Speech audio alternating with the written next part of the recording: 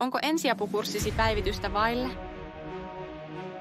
Luennoilla istuminen ei innosta. Kursseille matkaaminen on hankalaa. Hyvän ajankohdan löytäminen on hankalaa. Kalvosulkeiset ja kurssin läpi klikkailu ei kiinnosta, vaan haluan oppia. Minulla on ratkaisu.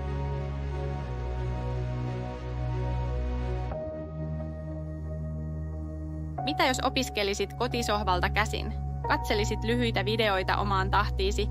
Videoissa tieto on tiivistetty oleelliseen, mutta pyritty esittämään mielenkiintoisesti. Kokemukseen ja tutkittuun tietoon pohjaten. Ensiaputaito on tärkeä taito. Miksi sinäkin et opettelisi auttamaan hätätilanteessa?